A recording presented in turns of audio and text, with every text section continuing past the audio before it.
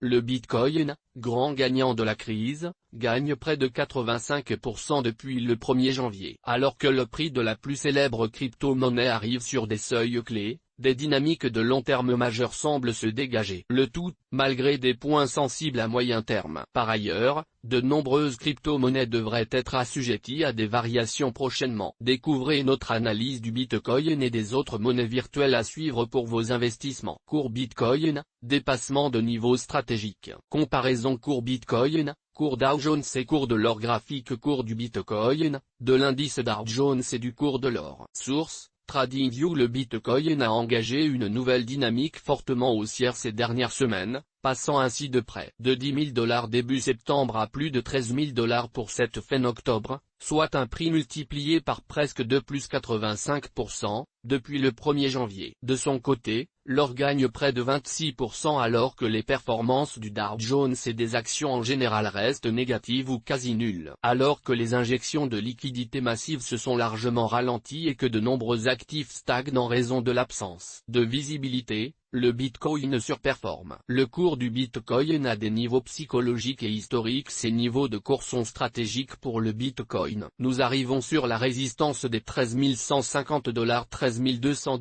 qui a été testée une première fois en 2019. Tout d'abord, le fait que le Bitcoin semble s'insérer durablement au-delà des $10 000 fournit au Bitcoin une attention toute particulière de la part des marchés.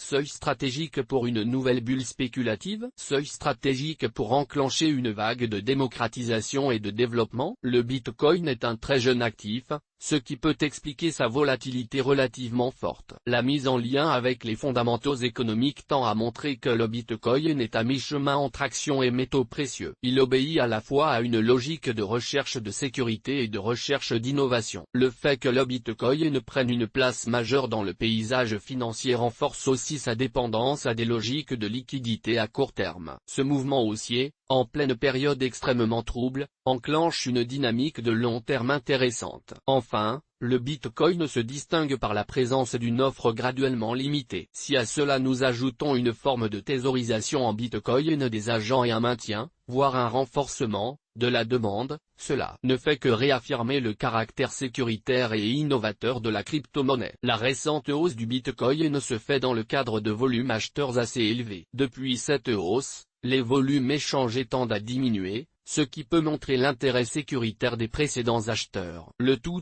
alors que le système monétaire classique est menacé par les politiques hyper-expansionnistes. Bitcoin, les perspectives possibles. Renforcement du Bitcoin dans le paysage financier. D'après une étude de l'université de Cambridge, il y aurait près de 100 millions de détenteurs de crypto dans le monde au premier semestre 2020. Ils étaient estimés à 35 millions en 2018. Cette présence dans les portefeuilles est essentiellement vraie en Europe et aux États-Unis, de même que dans certains pays d'Asie, comme la Chine et la Corée du Sud, avec une très forte adhésion de la population. Bien que le Bitcoin reste encore très fortement concentré et possédé par quelques agents seulement, 0,5% des adresses détiennent 85% de la richesse BTC, il n'en demeure pas moins que la démocratisation du Bitcoin s'intensifie. PayPal a récemment annoncé ajouter le Bitcoin à sa plateforme pour 2021, ce qui a été un facteur haussier majeur. Plus qu'une démocratisation comme outil d'investissement, il s'agit d'une démocratisation comme outil d'échange. On comprend mieux le fait que la financiarisation de nombreuses monnaies virtuelles est une étape indispensable dans le succès auprès des populations. Bitcoin, des prix tirés entre risque et liquidité. La situation actuelle implique la dégradation de nombreuses monnaies,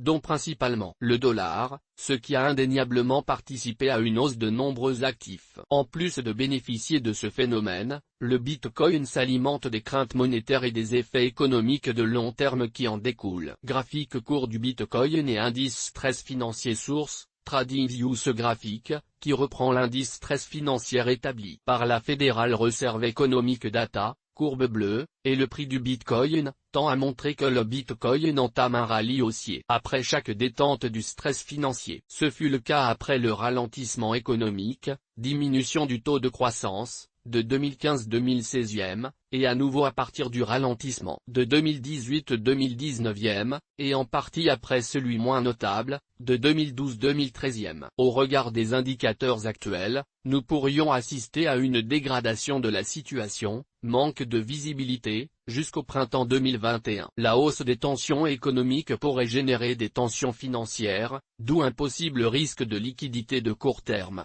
ce qui reste à surveiller pour le Bitcoin. Cependant, à long terme, une telle situation signifierait des tensions économiques et une amplification des tendances monétaires et budgétaires observées. De fait, l'intérêt pour le Bitcoin pourrait s'en trouver largement favorisé à long terme. Cette situation tend aussi à confirmer qu'une probable diminution du stress financier dans les prochaines années serait un signal évident de long terme. Quelles sont les meilleures périodes pour investir dans le Bitcoin? Investir dans le Bitcoin à long terme. Bien que le Bitcoin reste encore très jeune et possède encore peu de visibilité fondamentale, il n'en demeure pas moins un lien étroit avec le stress financier perçu. À long terme, investir dans le Bitcoin doit statistiquement se faire dans les périodes à fort stress de marché, stress en lien direct avec le cycle économique. Entre chaque plus haut et plus bas du stress, le prix du Bitcoin a été nettement haussier, ce qui confirme à la fois le caractère sécuritaire, hausse du Bitcoin malgré un stress relativement fort, et innovateur, profite des périodes de prospérité économique,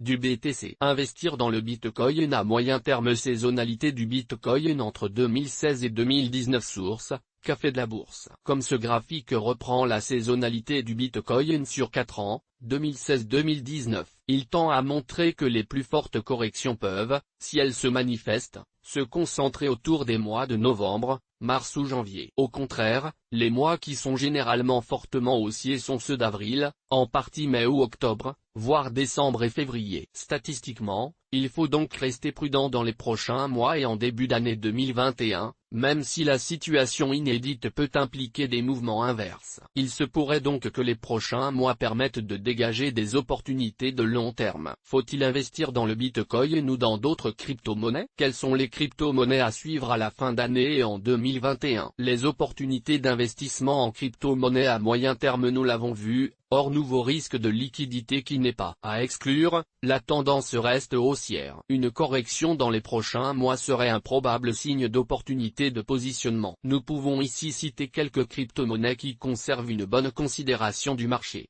Bitcoin, Ethereum, sa blockchain est plus utilisée que le Bitcoin. Binance Coin.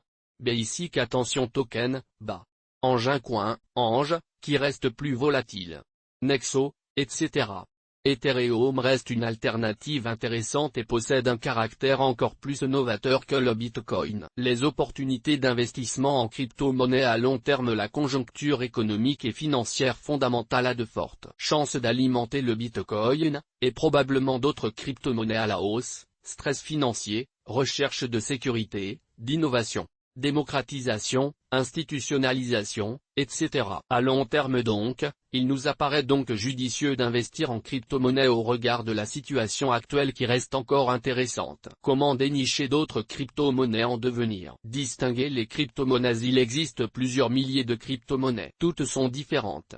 Les plus petites possèdent un fort risque et sont plus assimilables à un pari qu'à un investissement. Les crypto-monnaies de taille moyenne, dans les 100 premières, par exemple, restent très intéressantes dans le potentiel relatif, pouvant rapidement devancer les performances des plus grosses crypto-monnaies comme Ripple, Bitcoin ou Ethereum. Des crypto-monnaies aux objectifs propres. La démocratisation massive des crypto-monnaies implique aussi l'émergence d'entreprises spécialisées en la matière, ce qui se traduit en création de nombreux tokens. Les tokens sont des crypto-monnaies particulières, émises en général par une entreprise spécialisée dans les cryptos, qui sont au cœur du système d'ICO, Initial Coin Offering, ce système permettant de lever des fonds dans l'industrie crypto. Une sorte d'action des entreprises crypto qui est ensuite échangée et cotée. La démocratisation des cryptos profite ainsi à de nombreux tokens. Nous pouvons citer l'exemple de Swissborg qui maintient son développement après avoir levé 50 millions CHF en 2017.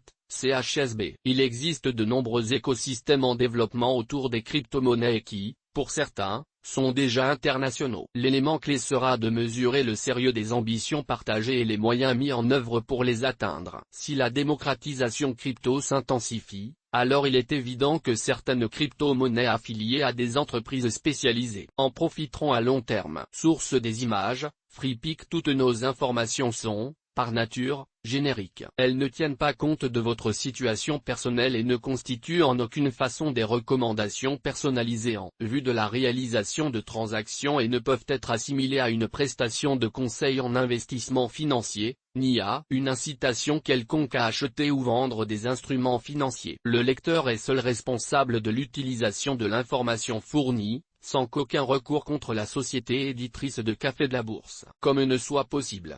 La responsabilité de la société éditrice de Café de la Bourse comme ne pourra en aucun cas être engagée en cas d'erreur, d'omission ou d'investissement inopportun.